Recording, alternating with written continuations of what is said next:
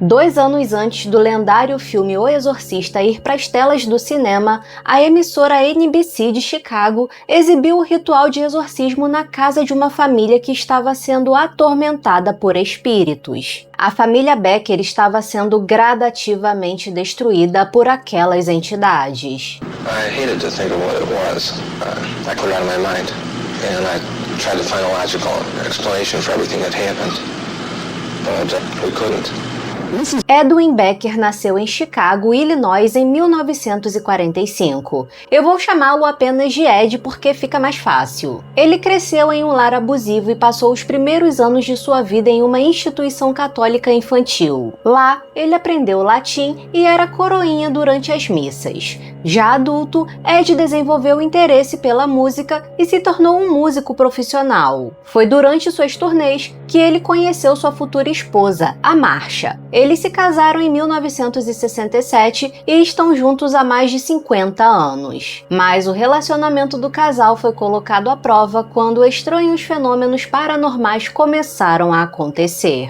Bem-vindos ao canal, eu sou a Kim Siqueira. Já deixa o like e o hype agora no início do vídeo, que é muito importante para ajudar o meu trabalho. Aproveita e deixa um comentário, que isso ajuda muito no engajamento. Me segue lá no Instagram, no @KimSiqueiraOficial. E bora começar esse caso sinistro.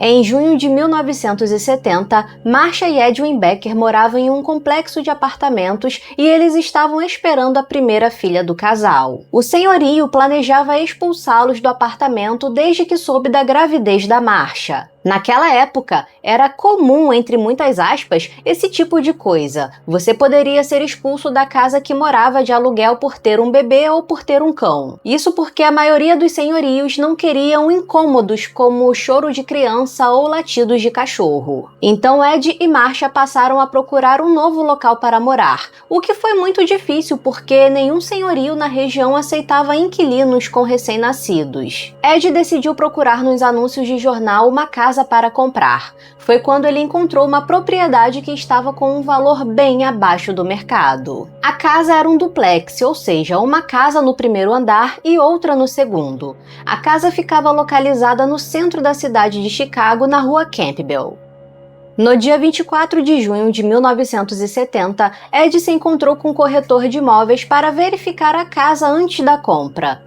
O lugar estava em péssimas condições porque não era habitada há anos. Era uma casa muito antiga, construída em 1892. Eles precisariam fazer uma reforma geral na casa para torná-la habitável. Mesmo assim, Ed ficou empolgado com a possibilidade dele mesmo poder reformar sua própria casa. Quando Ed entrou na casa do primeiro andar, a porta do corredor se abriu sozinha e ele viu uma senhora bem idosa parada.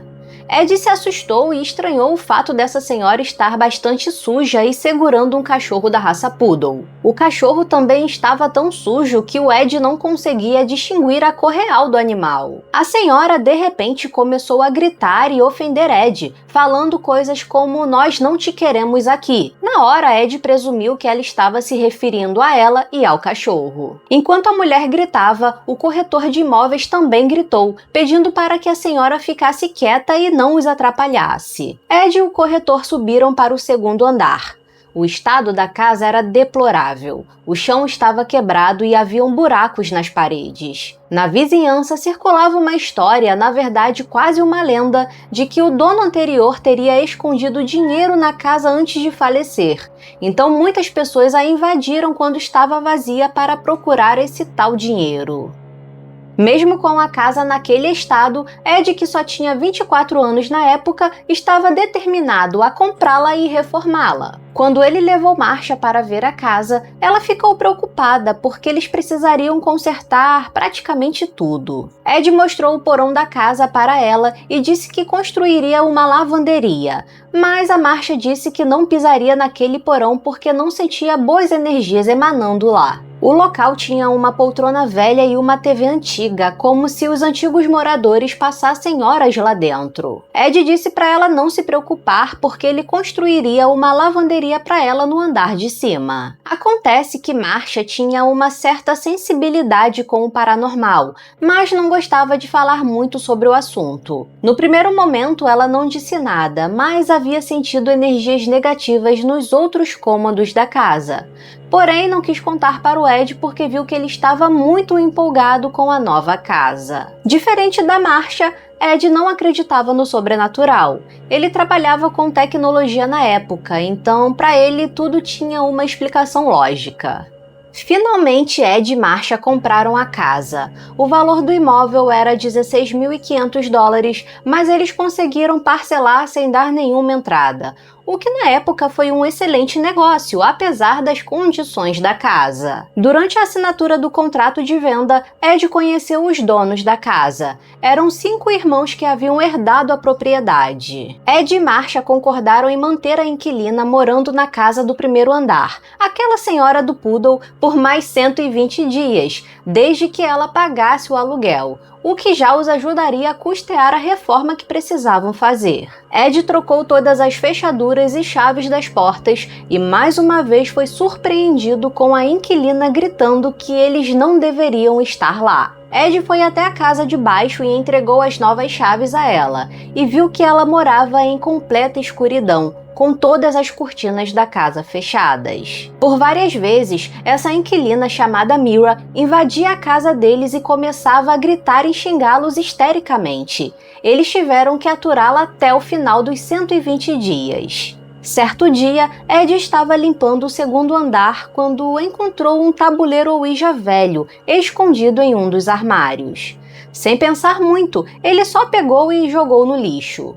Nessa mesma época, a primeira filha do casal nasceu, a Christine. Depois de 3 dias no hospital, Marcia e a bebê voltaram para casa e logo que chegou, a Marcia sentiu que algo estava diferente. Marcia conseguia ver quase que de forma imperceptível pequenos objetos se movendo sozinho. Ao falar sobre isso com Ed, ele apenas ignorou e disse que ela poderia estar vendo coisas porque tinha acabado de parir. O que não faz o menor sentido, mas estamos falando da década de 70. Com o tempo, Marcia começou a se isolar cada vez mais dos seus amigos e se distanciou até mesmo do Ed. Posteriormente, ela disse que teria se afastado porque ninguém acreditava nela quando ela contava sobre suas experiências paranormais na casa. Com o casamento em crise, Ed passava mais tempo fora de casa trabalhando. Para se comunicar com a família, ele instalou um telefone fixo na sala de casa. Mas, estranhamente, todas as vezes que ele ligava do trabalho para falar com Marcia, o telefone dava ocupado. E isso o deixava frustrado porque ligações nos anos 70 eram extremamente caras e a situação financeira da família não estava boa. Na cabeça de Ed, a Marcia estava no telefone com outras pessoas ou havia deixado o telefone fora do gancho. Ed chegava em casa estressado e Marcia não conseguia entender o porquê. Até que certo dia, eles tiveram uma discussão por causa disso. Então os dois foram até a sala verificar o telefone e viram que estava pendurado, fora do gancho. Marcia não sabia como aquilo tinha acontecido, não tinha mais ninguém na casa além dela, com exceção da Christine, que ainda era um bebê. No dia do batizado da Christine, Ed perguntou ao padre Barney se ele poderia ir até a sua casa para realizar uma bênção após a cerimônia de batismo. Quando a família chegou com o padre, a Mira, aquela inquilina, bateu a porta e começou a gritar pela janela, xingando e mandando o padre ir embora. Mas Ed gritou, mandou a Mira calar a boca e entrou com o padre. O padre Barnes colocou sua estola, pegou a água benta e começou a bênção pelo quarto da bebê. Mas quando ele levantou a mão para jogar água benta, o frasco quebrou na sua mão de forma misteriosa e estilhaçou no chão. Muito assustado, o padre se ajoelhou para acolher os cacos de vidro enquanto continuava a oração. Mas, quando terminou, disse para Ed que precisava ir embora dali imediatamente. Ed insistiu para que o padre terminasse de realizar a bênção na casa, mas o padre se negou, e enquanto arrumava suas coisas para ir embora, Ed o agarrou pelos ombros e pediu para que ele terminasse de abençoar pelo menos o quarto da sua filha. Então o padre Barnes foi lá e terminou a bênção de forma muito rápida no quarto da bebê e saiu correndo da casa. Ed queria que o padre voltasse para abençoar toda a casa. Ele ligava para o padre, mas o padre dizia que aquela bênção já tinha sido suficiente para espantar qualquer coisa maligna que tivesse na casa. Certo dia, Ed foi até a igreja para falar com o padre Barnes pessoalmente e explicou a ele que a casa era muito antiga e pela primeira vez ele afirmou que poderia estar assombrada. Ed disse que provavelmente os moradores antigos morreram lá e seus espíritos ficaram presos, mas o padre apenas respondeu que ele e a Marcia precisavam de aconselhamento espiritual. Ed e seu irmão mais novo, que estava ajudando na reforma, descobriram que haviam mais 2 pequenos cômodos no porão. A princípio, eles acreditavam que um era apenas um quartinho de depósito e o outro para guardar carvão. Esse cômodo, que parecia ser um pequeno quartinho, tinha um cadeado na porta, então eles pensaram que talvez tivesse algo de importante ali dentro. Mas quando conseguiram quebrar o cadeado e abriram a porta, viram que o cômodo estava repleto de revistas pornográficas. Haviam pilhas e mais pilhas de revistas em todo o quarto, além de várias fotos e recortes de revistas de mulheres nuas guardadas em caixas de sapato. E um detalhe é que quase todas as fotos estavam assinadas com o nome Ben. Depois dessa descoberta, Ed passou a chamar o nome de Ben pela casa, acreditando que era o fantasma desse Ben o responsável pelos fenômenos estranhos. Aquele período de 120 dias passou e a Mira, a inquilina, se mudou do primeiro andar da casa. Os Beckers mal poderiam imaginar que, na verdade, apesar de parecer louca, Mira estava protegendo eles. Assim que ela foi embora, as coisas na casa pioraram muito. As luzes se apagavam do nada e vários problemas elétricos começaram a ocorrer.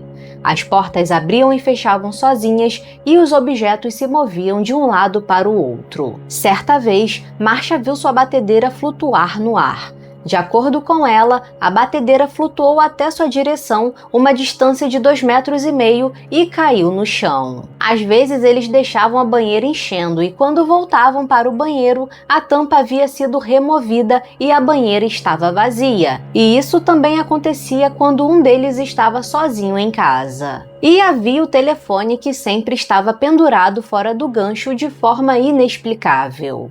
Muitas vezes o Ed gritava para o Ben e perguntava ao fantasma o porquê dele fazer aquilo. Ed presenteou Marcia com um filhote de cachorro, uma fêmea que foi chamada de Holly. Certa noite os Beckers acordaram com Holly latindo para algo no quintal. Ed ouviu passos na varanda dos fundos da casa, mas ele não conseguia ver ninguém lá fora. Depois desse dia, o casal passou a ouvir esses passos dentro de casa e vozes murmurando durante a noite. Os Beckers também tinham uma gatinha chamada Kitty e por várias vezes a encontraram miando para o nada na sala de estar. Após meses morando na casa, Ed conheceu seu vizinho, um homem chamado Walter, que o convidou para tomar uma bebida em sua casa. Depois de algumas doses, Walter contou ao Ed o que ele sabia sobre aquela casa. Ele contou que, supostamente, uma mãe e seu filho moravam naquela casa, mas após uma briga séria, o rapaz teria ido embora. Essa mãe teria ficado incapacitada por ter entrado em um estado de depressão.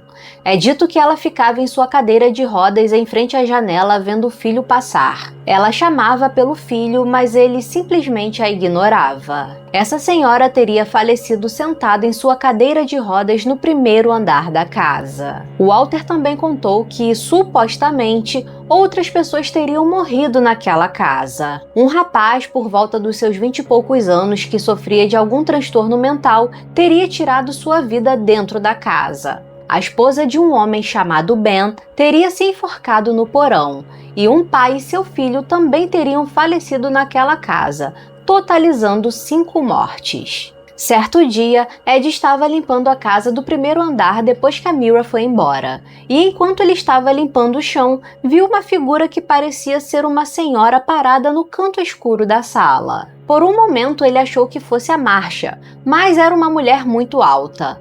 Ele disse oi, mas aquela figura sumiu num piscar de olhos. Ed finalizou a reforma do primeiro andar e logo um casal se tornou seus novos inquilinos. O rapaz chamado Dave e a sua esposa Ellen frequentemente ouviam o Ed limpando o porão e quando desciam para ver, encontravam ele falando sozinho, aparentemente tentando falar com um tal de Ben. Ed sentia a presença de Ben nos cômodos mais escuros e sentia que era observado o tempo todo, principalmente quando estava no porão. O casal de inquilinos também passaram a presenciar as estranhas atividades sobrenaturais na casa. As ferramentas de Dave sumiam, as luzes se apagavam do nada, e para Dave era o Ed que estava fazendo tudo aquilo. Ao mesmo tempo, Ed e Marcia ouviam portas batendo, móveis se arrastando e achavam que era o Dave e a Ellen no andar de baixo. Os inquilinos também ouviam discussões e acreditavam que era o Ed e a Marcia no andar de cima. Cada vez mais as atividades na casa se intensificavam, e nessa época eles passaram a ouvir vozes gritando durante a noite. Um dia, Ed pegou um gravador de voz emprestado com um amigo na tentativa de gravar aquelas vozes na casa. Mas todas as vezes que ele clicava em iniciar a gravação, as vozes cessavam. Ed viu outras vezes a figura daquela mulher em diversos pontos da casa. Ele chegou a pensar que pudesse ser alguma visitante que estava na casa do Dave, e quando ele perguntava ao Dave, ele dizia que não tinha nenhuma visita na casa dele. Novamente, Ed foi até o seu vizinho e perguntou se ele poderia descrever fisicamente a senhora que morreu na casa.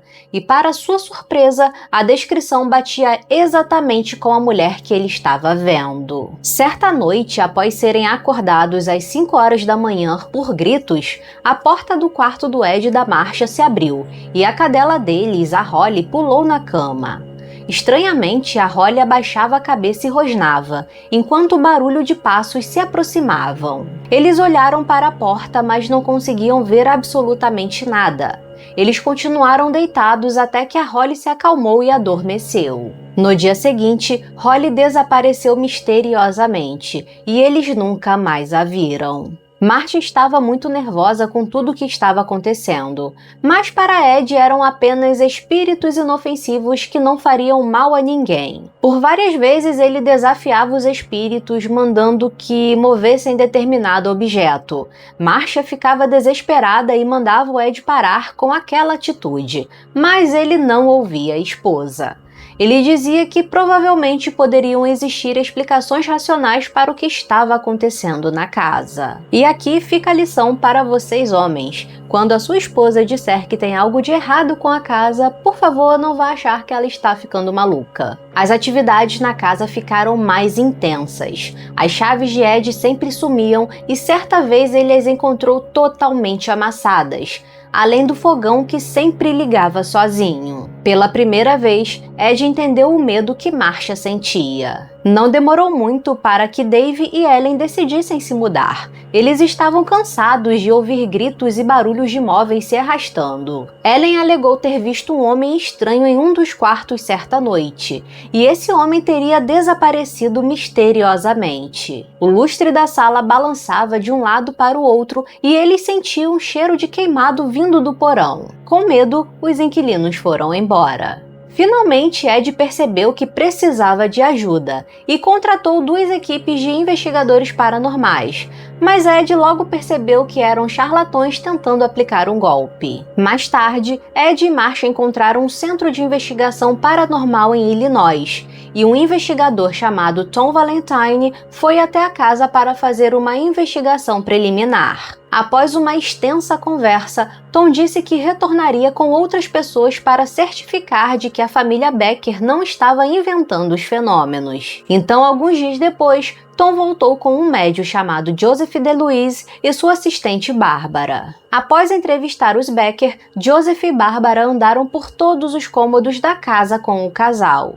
Ed ainda tinha receio de que tivesse contratado mais um charlatão, até que a assistente do Joseph chamou Ed no canto quando estavam no porão e disse no ouvido dele a palavra balas. Ed ficou completamente em choque porque ele não havia contado para ninguém que tinha encontrado um pote de balas no porão, sem falar que ninguém tinha visto aquele pote de balas que estava escondido. Depois de investigar toda a casa, Joseph disse para os Beckers que a casa estava infestada por várias entidades e que possivelmente seriam demônios. Uma dessas entidades era o homem que a Ellen tinha visto no quarto do primeiro andar. Outra entidade era uma mulher idosa e a outra uma mulher mais jovem que havia tirado sua própria vida na garagem. Ed disse para o Joseph que seu vizinho tinha lhe contado a história de uma mulher que havia se matado no porão, mas Joseph disse que ela teria morrido na garagem e em seguida seu corpo foi levado para o porão. O médium então contatou um padre católico chamado Woods para realizar um exorcismo na casa. Esse padre disse que precisaria de uma permissão da arquidiocese e uma prova de que a casa realmente estava infestada para realizar o exorcismo. Como seria um processo muito demorado, esse padre recomendou que Joseph procurasse o reverendo de uma igreja espiritualista independente em Chicago, um homem chamado William Darrell Davis, que tinha experiência com exorcismos. O exorcismo foi agendado, mas apenas alguns dias antes, Ed e Marcia foram acordados à noite pelo choro de uma idosa na sala de jantar, mas não havia ninguém na casa além deles. Enquanto isso, aquele padre Woods contatou a emissora NBC e contou tudo o que ele sabia sobre o que estava acontecendo na casa dos Beckers. Uma repórter da NBC chamada Carol Simpson entrou em contato com Ed e perguntou se poderia cobrir o exorcismo.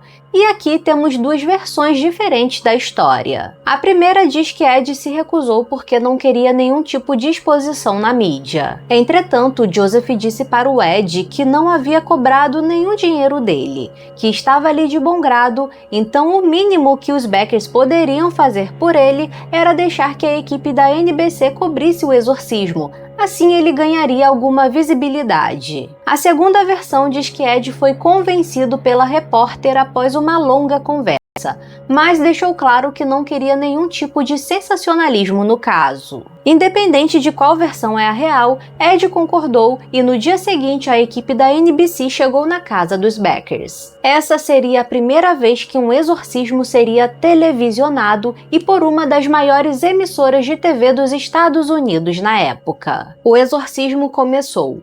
Todos foram mantidos na sala de estar e obrigados a usar cruzes para proteção. Na sala de jantar, Joseph construiu um altar improvisado com velas, uma Bíblia, um crucifixo, pão e vinho para o ritual. O reverendo serviu a Eucaristia e Joseph entrou em uma espécie de transe para se comunicar com os espíritos. Durante o transe, uma forte rajada de vento passou pela sala, balançando as cortinas e persianas. Joseph começou a falar, mas não era ele. Algo estava usando suas cordas vocais. O reverendo aproveitou para fazer várias perguntas, mas obteve respostas desconexas e que não faziam sentido. Ed usou o gravador de voz para gravar o exorcismo. De acordo com Ed, quando ele foi ouvir a gravação mais tarde, ouviu ruídos e sons de batidas, além de uma voz de uma criança dizendo "mamãe", mas não haviam crianças presentes durante o exorcismo. Depois que Joseph saiu do transe, o reverendo William abençoou a casa e ordenou que as entidades fossem embora. O reverendo espalhou sal bento por toda a casa,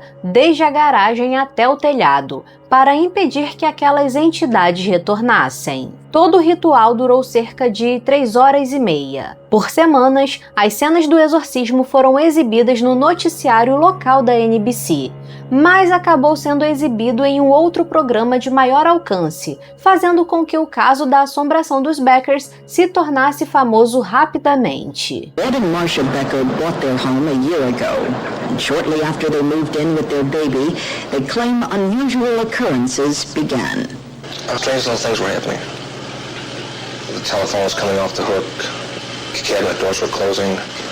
Doors were opening, doors were closing. My mixer flew off the wall, landed right at my feet, and it didn't fall, it actually... A equipe da NBC manteve contato com os Beckers nas semanas seguintes e Ed disse que a casa estava calma e tranquila.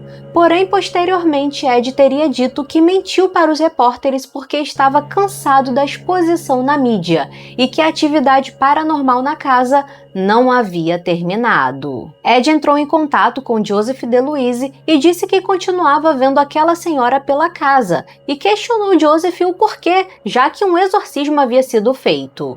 Joseph disse para Ed que os exorcismos só servem para expulsar demônios e não espíritos que ficaram presos. Ou seja, o exorcismo falhou e as atividades paranormais na casa continuaram. Posteriormente, a irmã de Ed, a April, se mudou para a casa do primeiro andar com seus 2 filhos e o marido. De acordo com Ed, quando a April era jovem, ela gostava de usar o tabuleiro Ouija para se comunicar com os mortos e se envolvia em rituais ocultistas. Após a mudança, April se tornou extremamente abusiva com todos ao redor, principalmente com os filhos.